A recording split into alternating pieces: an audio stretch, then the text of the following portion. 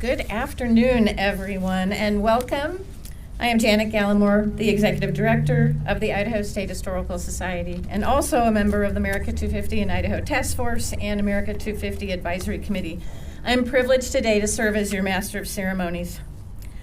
With a grand sense of national pride and deep respect for our country's heritage, we gather today on Idaho's Capitol steps to celebrate our country and its enduring values of equality, liberty, and justice. Today, Idaho joins 48 states in delivering a message of unity and service under the Two Lights for Tomorrow program umbrella. To open today's signature event, please join me in welcoming the Idaho National Guard for the call to order and flag procession. Please post the colors.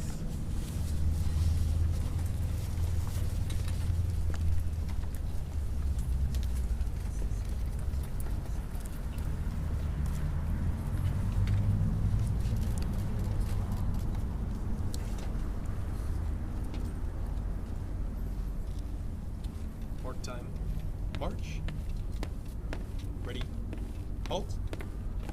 Left. Face. Present. Arms. Order.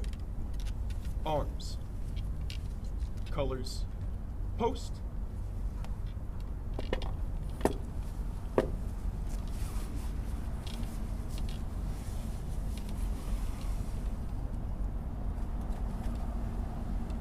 Present, arms. Order, arms. Left, face. Ready, step.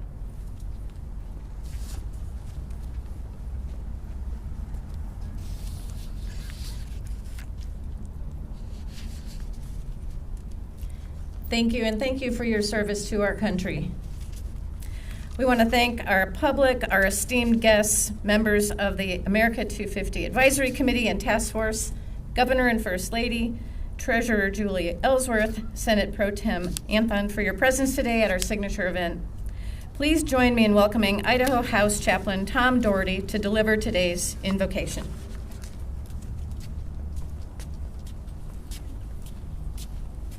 Let's pray.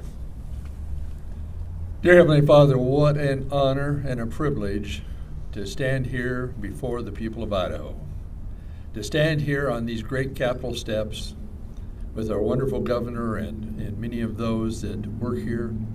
Lord, I'm so thankful for our nation. I'm so thankful that you've guided us, you've watched over us, and you've led us.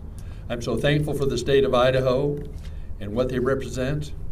And Lord, I pray that this would be a great day as we remember that ride of Paul Revere 250 years ago. And Lord, we know it wasn't easy. As we read about it, we realize it was a very dangerous and difficult task. But Lord, he did it, and it helped us, helped our nation, and watched over us, and helps us to be better people, and to have a nation that is, as the word says, one nation under God, indivisible, with liberty and justice for all. Lord, thank you for all those who have put this together, the task force that have spent hours having us meet together to celebrate this great occasion. And Lord, as we near the 250-year mark of our country, I pray you would continue to be with our country, continue to lead the United States of America, and guide everything we do. We give you thanks and praise for this great opportunity today. In Jesus' name I pray, amen.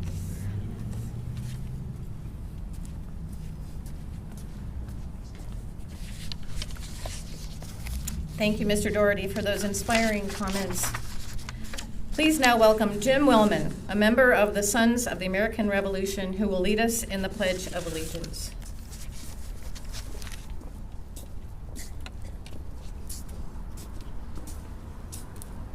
Please join me with the pledge. I pledge allegiance to the flag of the United States of America and to the republic for which it stands, one nation, under God, indivisible, with liberty and justice for all.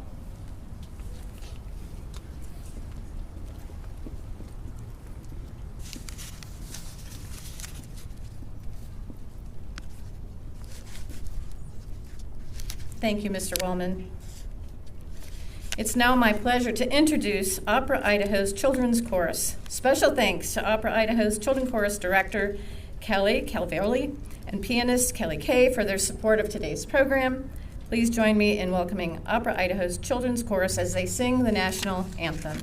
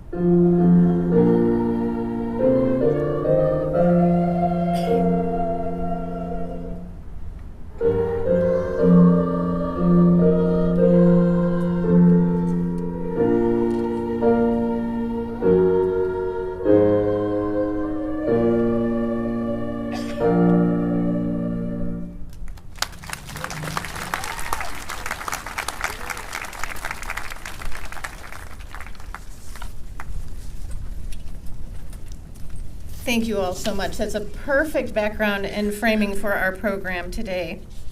Please join me in welcoming Senate Pro Tem Kelly Anthem to the podium for our opening remarks.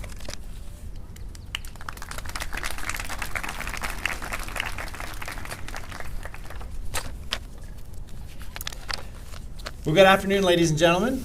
It is certainly my honor to be with you today and for me to make a few remarks at this great occasion. I am privileged to welcome you to the Two Lights for Tomorrow event at the Idaho State Capitol. Today's signature event, which celebrates the historic ride of Paul Revere, also commences the America 250 in Idaho, a celebration of our nation's 250th anniversary.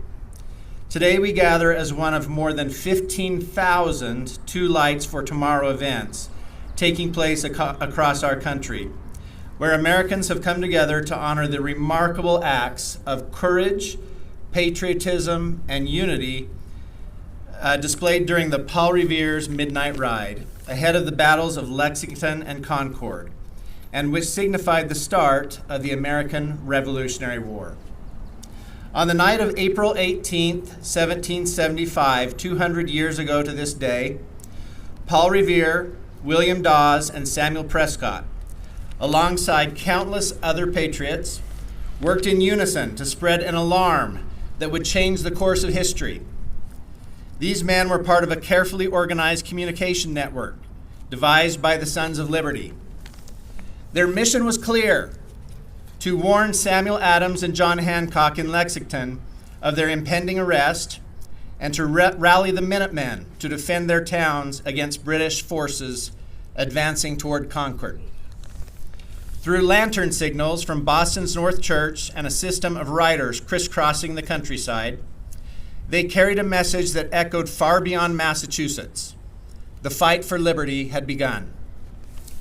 What makes their actions so extraordinary is not just their bravery, but their tenacity and active citizenship. Paul Revere's ride was not a solo act. It was part of a collective effort where ordinary citizens worked together with precision and purpose. Revere, Dawes, Prescott, and others risked their lives to ensure freedom's flame burned brightly. Their collaboration was a testament to unity in the face of adversity, a reminder that leadership is often manifest in teamwork and shared resolve. Their courage that night also symbolized hope for a brighter future. They understood that freedom required action, not just words or ideals, and they demonstrated how ordinary individuals can rise to meet extraordinary challenges. These patriots embodied values that we hold dear today: leadership, courage, hope, resolve, and an unwavering commitment to active citizenship. Today, as we light 2 symbolic lanterns and illuminate our state capitol tonight, let us consider that one light reminds us to reflect on our past, while the second will give us hope for tomorrow. We honor these brave acts that continue to inspire us today. Just as those lanterns shone brightly from the North Church to guide Revere's path, let them serve as beacons for us as we navigate the future together. Thank you for joining us today as we remember these moments of unity and sacrifice that laid the foundation for our nation's independence. Over the next 2 years, Idaho will join with the rest of the nation in marking this historic America 250 milestone. Schools, museums, communities, every corner of our state will have the chance to participate. But this is more than just parades and fireworks. This is an invitation to all Idahoans to reflect on what it means to be Idahoan and what it means to be American. We will celebrate the unsung heroes, tell the stories that shaped us, and engage the next generation in the work of citizenship. Paul Revere's ride reminds us that history is not just made in monuments and museums. It is made by people like you and me, answering the call of our own time. Now, let us ride forward with purpose towards a future that is worthy of the sacrifices that were made 250 years ago. As we begin this celebration in Idaho, let Idaho itself be a beacon to the rest of the nation as we commemorate. Let Idaho be a beacon of independence and freedom. Let us show the country that we are not just remembering history, we're living up to it. God bless you all. God bless our Idaho. God bless this nation, and let us have God bless this miraculous independence that we have. Thank you.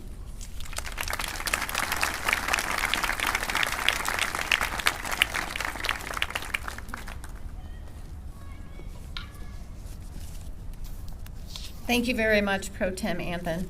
The context that you just provided about Paul Revere's life and impact help us to appreciate and understand the words of American poet Henry Wadsworth Longfellow. Longfellow's distinguished career as a professor of modern languages and literature and as an author and poet positioned him to contribute to a distinctively American literature. His famous 1860 poem, Paul Revere's Ride, became one of his most significant works. Longfellow found inspiration for this poem after touring Boston and the locations that Revere visited in executing his patriotic duty. Although he did take creative license in writing Paul Revere's Ride, his words immortalized Revere. More than anything, this poem really generated a sense of national unity when the country was on the verge of a civil war. Longfellow's portrait of Revere, written nearly a century after his historic ride, ensured that he and others who rode with him that night became icons of patriotism and the American Revolution. And today, this poem serves as a call to remember and honor the countless acts of service that have shaped our nation since its inception. Please join me in welcoming Highland Elementary students Eleanor Thornton, Eve Wald, Sierra Woodworth, and Effa Kenny as they recite Paul Revere's Ride by Henry Wadsworth Longfellow.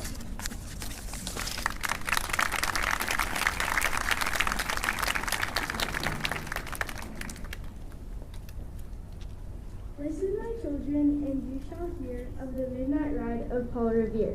On the 18th of April in 75, hardly a man is now alive who remembers that famous day and year. He said to his friend, "If the bell by a land or sea from the town tonight, hang a lantern aloft in the belfry arch of the North Church tower as a signal light. One if by land, two if by sea, and I on the opposite shore will be, ready to ride and spread the alarm." For every Middlesex village and farm, for the country folk to be up and to arm. Then he said good night with muffled oar, silently rowed to the Charleston shore, just as the moon rose over the bay, where swinging wide at her moorings lay. The Somerset British man of war, a phantom ship with beach, mast, and spar, across the moon like a prison bar, and a huge black hulk that was magnified by its own reflection in the tide. Meanwhile, impatient to mount and ride, booting and spurred with a heavy stride, on the opposite shore walked Paul Revere. Now he patted his horse's side, now he gazed at the landscape far and near, then impetuous stamped the earth, and turned and tightened his saddle girth, but mostly he watched with eager search the belfry tower of the Old North Church, as it rose above the graves on the hill, lonely and spectral and somber and still. And lo, as he looks on the belfry's height, a glimmer, and then a gleam of light. He springs to the saddle, the bridle he turns, but lingers and gazes till full on his sight a second lamp in the belfry burns. A hurry of hoofs in the village street, a shape in the moonlight, a bulk in the dark, and beneath from the pebbles in passing a spark, struck out by a steed flying fearless and fleet. That was all, and yet, through the gloom and the light, the fate of the nation was riding that night, and the spark struck out by that of the steed in his flight kindled the land into flame with its heat. And beneath him, tranquil and broad and deep, is a mystic meeting the ocean tides, and under the alders that skirt its edge, now soften on the land, now loud on the ledge, heard the tramp of his steed as he rides. It was 12 by the village clock when he crossed the bridge into Edford town. He heard the crowing of the cock and the barking of the farmer's dog, and felt the damp of the river fog that rises after the sun goes down. It was 1 by the village clock when he galloped into Lexington. He saw the gilded weathercock swim in the moonlight as he passed, and the meeting-house windows, black and bare, gazed at him with a spectral glare, as if they already stood aghast at the bloody work they would look upon. It was 2 by the village clock when he came to the bridge in Concord town. He heard the bleating of the flock, and the twitter of the birds among the trees, and felt the breath of the morning breeze blowing over the meadows ground. And one was safe and asleep in his bed, who at the bridge would be first to fall, who that day would be lying dead, pierced by a British musket ball. You know the rest in the books you have read, how the British regulars fired and fled, how the farmers gave them ball for ball from behind each fence and farmyard wall, chasing the redcoats down the lane, then crossing the fields to emerge again, under the trees at the turn of the road, and only pausing to fire and load. So through the night Paul Revere. So the night rode Paul Revere, and so through the night went his cry of alarm to every Middlesex village and farm, a cry of defense and not fear, a voice in the darkness and knock at the door, and a word that shall echo forevermore. For born on that night, a wind of the past through all our history to the last. In the hour of darkness and peril and need, the people will waken and listen to hear the hurrying hoofbeats of that steed and the midnight message of Paul Revere.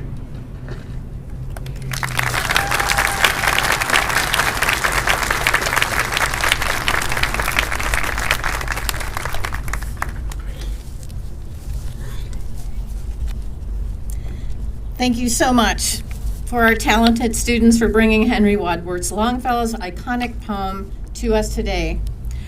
Their performance reminds us the power of words to create memory, to preserve history, and to inspire action. I would now like to introduce Janice Beller, Idaho Daughters of the American Revolution State Regent. The Daughters of the American Revolution, or DAR, as you might know it, is a nonprofit, non-political, volunteer women's service organization founded in 1890, same year as our state, dedicated to promoting historic preservation, education, and patriotism, with membership open to women who can prove lineal descent from a patriot of the American Revolution. There are currently 200,000 members nationwide and about 900 in Idaho. Dedicated to service, members nationwide recorded almost 7.5 million hours of community service last year alone. Janice is a fifth-generation Idahoan and fourth-generation Boisean.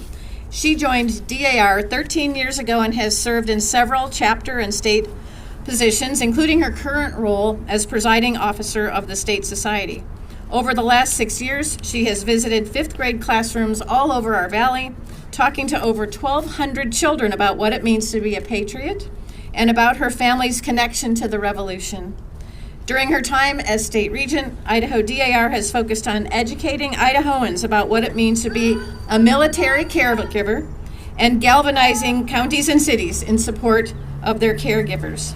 DAR members also raised almost $20,000 with Project Pinecone, an initiative to help restore Idaho's Stanley Forest after last year's Wapiti fire. Please join me in welcoming Janice.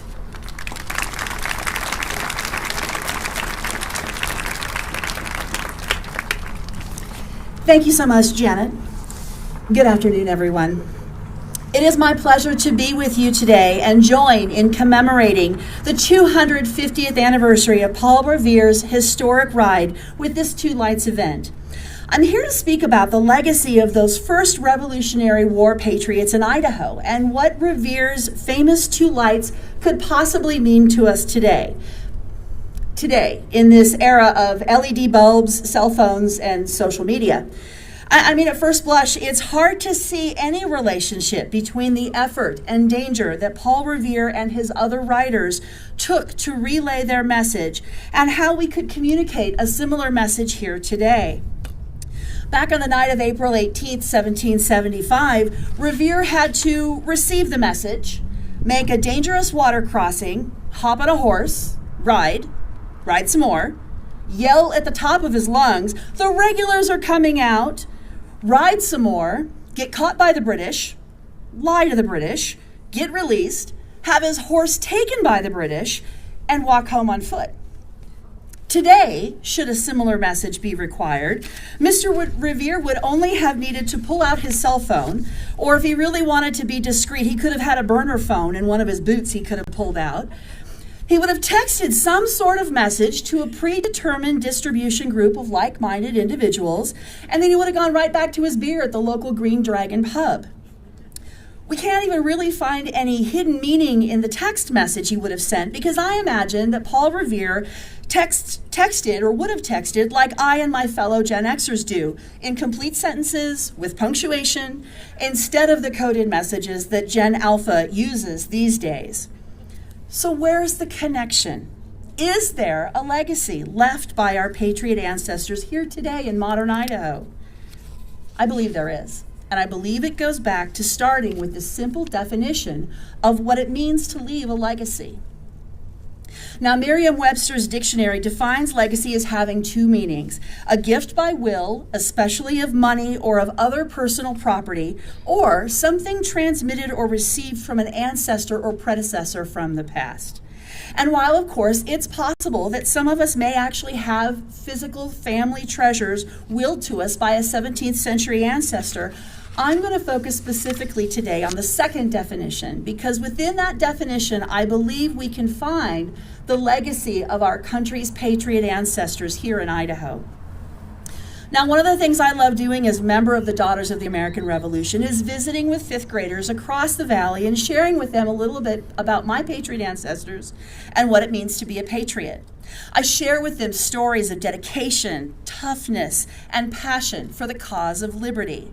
And one of the best things about visiting these students is that it's never really a lecture. Truly, we have a conversation. We identify the risks that these men and women were taking. We talk about what fighting for freedom looked like if you never picked up a weapon. And we talk about the kinds of weapons soldiers have today at their disposal versus what kinds of things a Revolutionary War era soldier had or didn't have to fight. We discuss the choices that colonists had to make about whose side to be on, especially when British troops were headed their way. Now, I have 7 confirmed Revolutionary War patriots, but the one that I started it all for me was my 5th great-grandfather, John Martin, a member of the Virginia militia who served multiple tours of duty during the war and earned the rank of major just before he and his men joined up with the Marquis de Lafayette at Yorktown. During my school visits, I share a story about John's service, and I use it as an opportunity for the kids to consider the choices colonists were making while under British rule. We imagine the classroom as the Charlottesville, Virginia Legislative Assembly.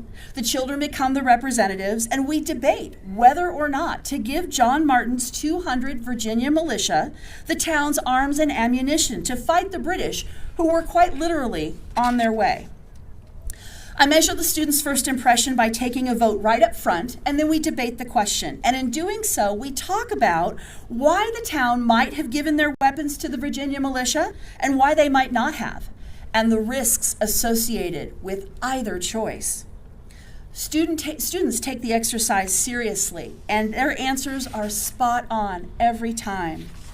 They understand the risks involved in using one's voice, and perhaps even more importantly, when not using one's voice.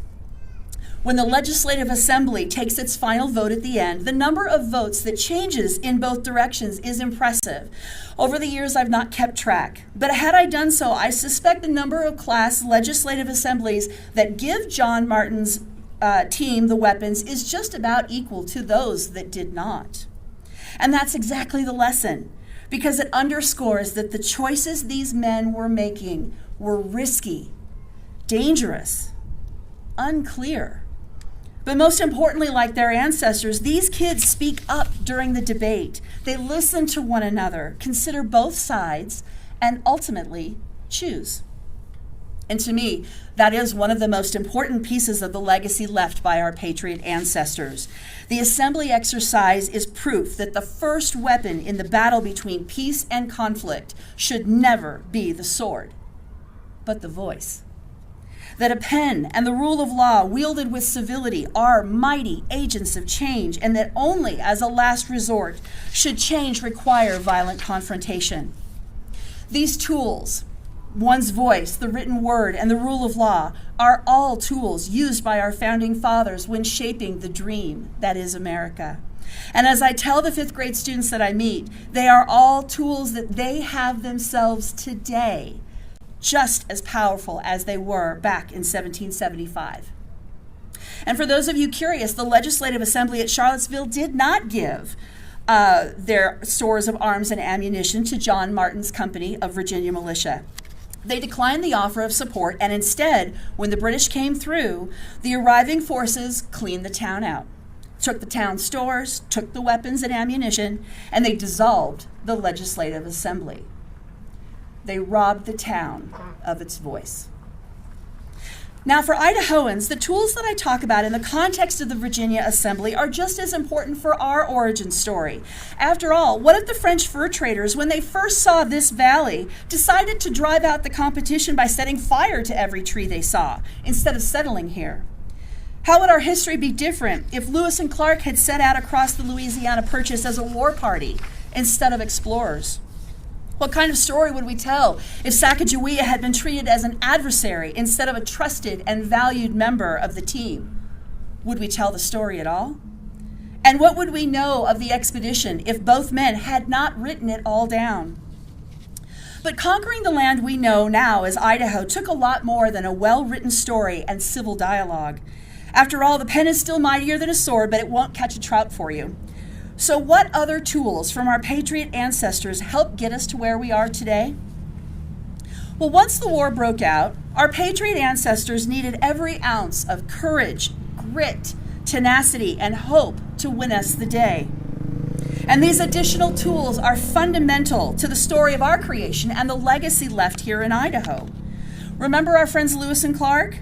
What if, instead of showing the courage and tenacity of their patriot ancestors, which, yes, they both did have patriot ancestors, what if they'd hit the Bitterroot Mountains and just said, no? Living in Idaho is not easy. It is a wonderful, beautiful place. But for the pioneers who first stayed here, There were bugs and snakes and furry animals trying to kill them. There were mosquitoes constantly trying to make them blood donors. Intense droughts, merciless snowmageddons, raging waters, and mountains that, let's face it, they just don't have out east, even though they like to think they do. Weather that changes every 15 minutes, lava flows, and earthquakes. Now, while it is true that no confirmed Revolutionary War veterans ever retired to Idaho, their grandchildren did. And those grandchildren heard and read stories of the war with their own eyes and ears. They saw the truth of the pride and the pain of family members who talked about the men who camped at Valley Forge, the women who witnessed battles from their front porches and were left to tend to the wounded and dying. And they shared the pride in knowing that despite being ill-supplied, starving, and outnumbered, their patriot grandparents still came out on top. As those Americans came west and hit the unique and unforgiving landscapes ahead, they had choices to make. Turn back or keep moving forward. Persist or perish. And fortunately for us, they persisted. Moving forward, 1 foot at a time, 1 day at a time. They adapted to the landscape, learned how to farm the land, and eventually flourished. And here we are. At the end of the day, looking back on the legacy of my patriot ancestors and all of the others who worked to forge the promise found in the Declaration of Independence, I absolutely believe that we are the sum of all those who have come before us. We have the same tools today that were carried forward by our Idaho founders, given to them by their patriot ancestors. John Martin never left his home in Albemarle, Virginia, but his children did. And in the late 1800s, the same spirit, courage, tenacity, and hope that John Martin took into Charlottesville and Yorktown came out west with his great-grandson, Francis Taylor Martin, my great-great-grandfather, when he first stepped onto Idaho soil, driving cattle from Missouri and settling in the new town of Eagle Rock. My Idaho roots include attorneys, engineers, and women of fortitude and strength, all of whom I carry with me to my podium today. So when it comes right down to it, the fact that we are here 250 years from Paul Revere's ride, we are the legacy of our patriot ancestors. And if we choose to be, we are the light. We must choose to shine our light in a way that gives hope, that kindles leadership with compassion and kindness, that brightens our communities with service, and that illuminates the courage and tenacity Idahoans show every day as they fight for the things they hold most dear. Most importantly, we must make sure that the tools we carry in ourselves are passed on to future Idahoans, just as bright and inspiring as those first two lights were, and as strong as the legacy left to us by those first patriot ancestors who won us this country 250 years ago. Thank you.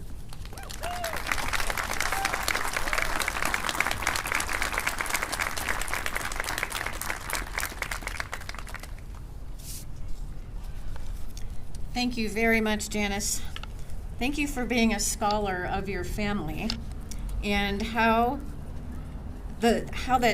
our state's enduring legacy of patriotism begins with those who we follow in the footsteps of. Your reflections remind us of the deep roots that connect Idaho and illuminate Idaho's role in our broader national story of America. Next, please join me in welcoming Idaho State Treasurer Julie Ellsworth to the podium to give remarks about the America 250 in Idaho Ambassador Program.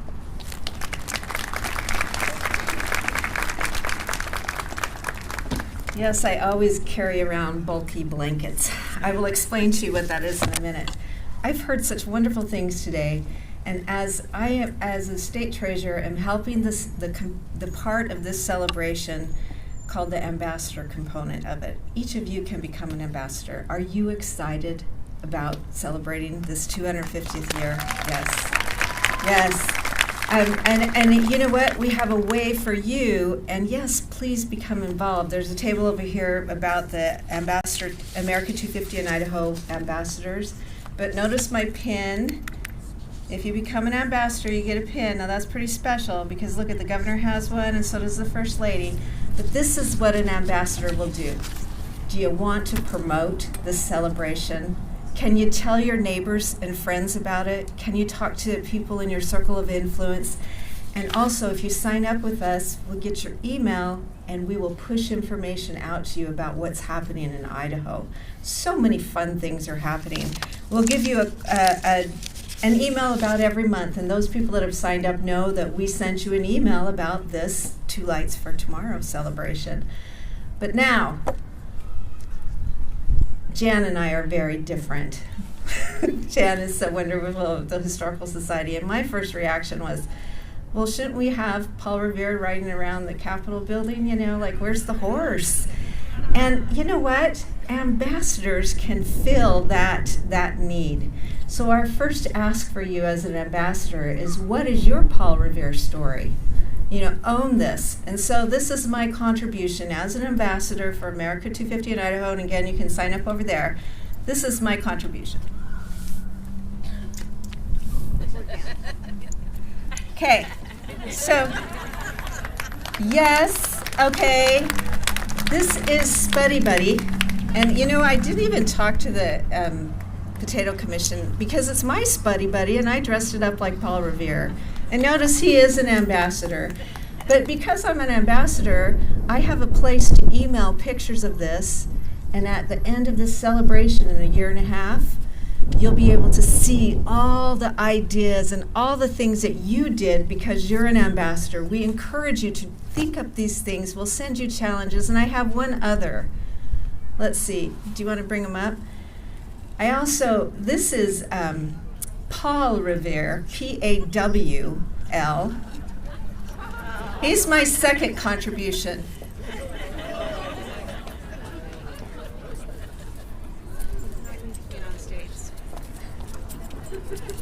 These were my ideas, but the ideas are unlimited. Last night I was talking to people in Twin Falls. What are you thinking right now? Could you email to the email address that I give you so that we can preserve it for Idaho history that we're making? This celebration is really the biggest thing. I was very tiny in 1976. Actually, I was a teenager.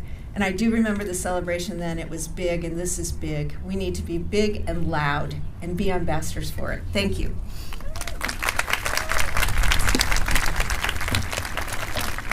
Exit stage.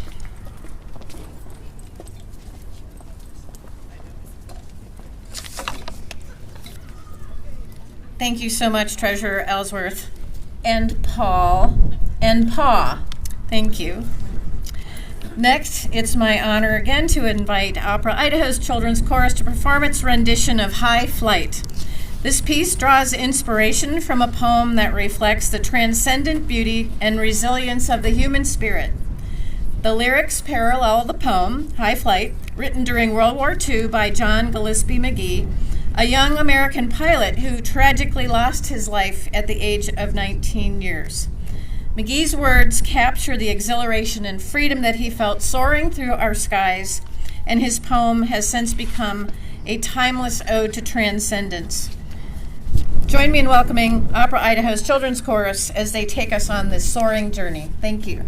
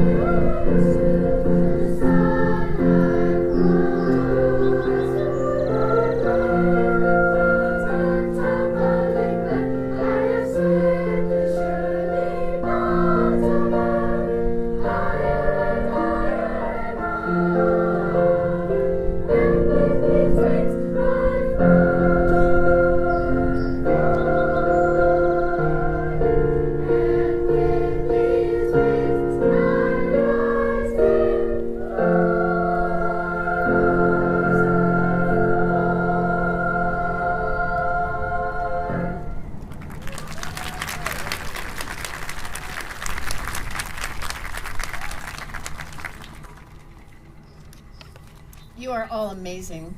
Thank you for taking us on that breathtaking performance of High Flight. Our students' voices really remind us of the beauty of flight, both literally and figuratively, and the resilience of the human spirit as we rise above challenges. I am so happy the Governor and First Lady have joined us today, and reflecting on these themes of aspiration and perseverance, it is fitting to welcome a leader who embodies those qualities in his service to our great state. Governor Brad Little has dedicated his life to ensuring that Idaho remains a place where families, businesses, and communities can thrive. His leadership has been marked by a steadfast commitment to building opportunities for future generations while honoring the values that define Idaho. I am privileged to introduce Governor Brad Little, who will now share his remarks and present a proclamation. Please join me in welcoming our governor. Thank you.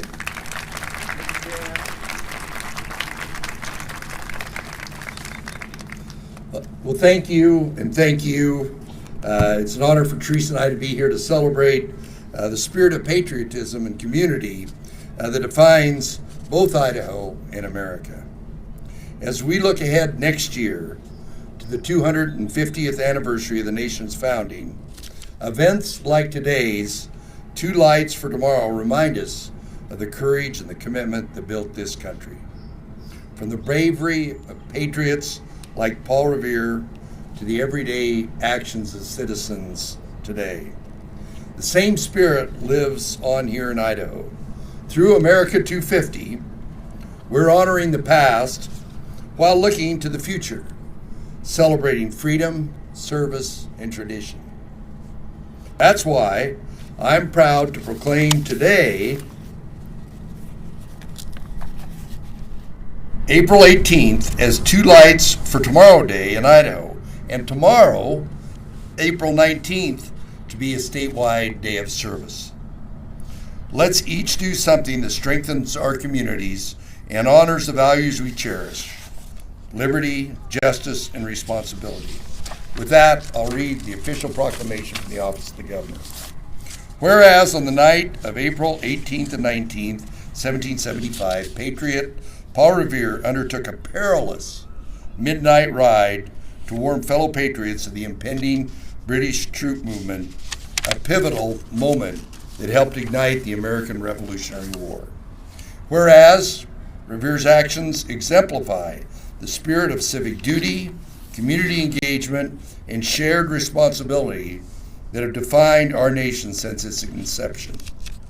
And whereas, as a silversmith, entrepreneur, and public-spirited citizen, Paul Revere embodied the values of hard work, innovation, and service to one's community that continues to inspire America today.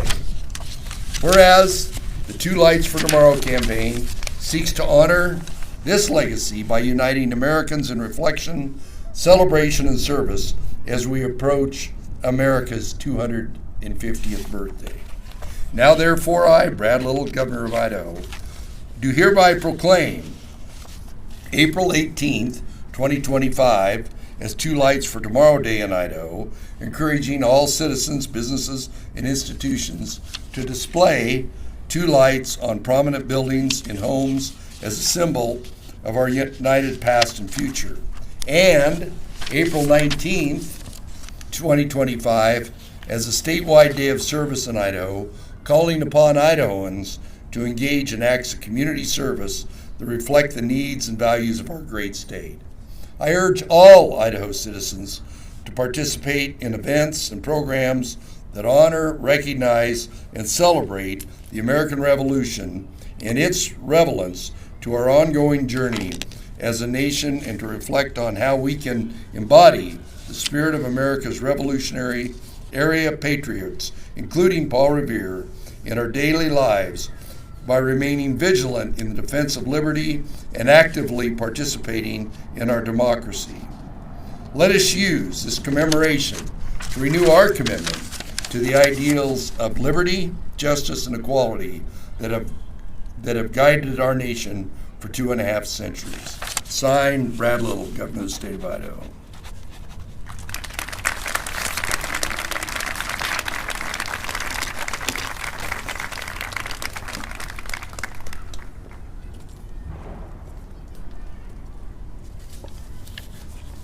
Thank you, Governor.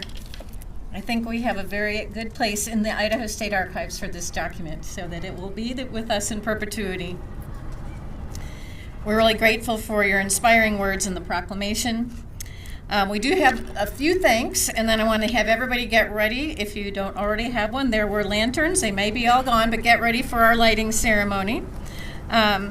We want to express our gratitude to everyone who has joined us in commemorating this moment, including our speakers, Governor and First Lady being here, Senator Pro Tem Anthem, Julie Ellsworth, Treasurer of the State, the members of the America 250 Advisory Committee, and I see Senator Adams has joined us, so thank you, and the members of our task force who are here. We're grateful for all of your work and making a great team effort in commemorating this momentous occasion. We also want to give thanks to Danny Becker and Chris Taylor from the Boise School District, who helped arrange and coordinate and facilitate all of our students and their participation, from Highlands Elementary School, and Highlands Elementary School Principal Alexandra Ochoa, and 5th grade teacher Gretchen Carter and her students. We want to thank Boise State's Music Department Chair Lori Gray and the student musicians Cadence Etheridge, Erica Ross, Lily Elgard, Malia Beck, and also Carrie Calverley with Opera Idaho and the entire children's chorus staff at the Department of Admin, especially Deputy Director Steve Walker, the team from the Treasurer's Office, including Tana Corey, J.D. Durachi, and Marissa Landers for their help, and Idaho State Historical Society staff, including Hannah Lori Hine, Mark Bresky, Nicole Inglaterra, and Emily Sears. We also want to thank DAR members Marcy Woody, Laura Barton, Janice Beller, and all of their teams, and our members of the SAR as well, and the Foundation for Idaho History, who helped sponsor this event. We couldn't have done this without Valiant, Events Rents, and Rocky Mountain AV. We're so grateful for everyone's support and contribution to this day.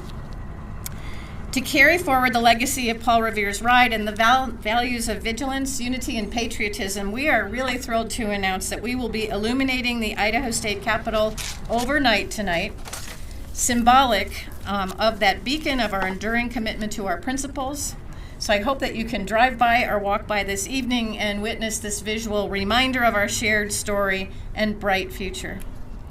And in the spirit of Two Lights for Tomorrow, as it does extend, as the governor shared with us beyond this evening, tomorrow, April 19th, is our statewide day of service and an opportunity for everyone to put their efforts into action.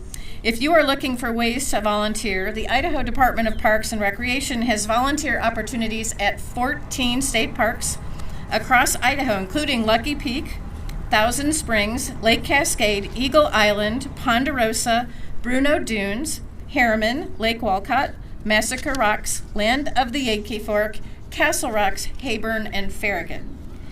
Further, we're very grateful to the Department of Labor, who through Serve Idaho has also promoted opportunities for statewide volunteerism.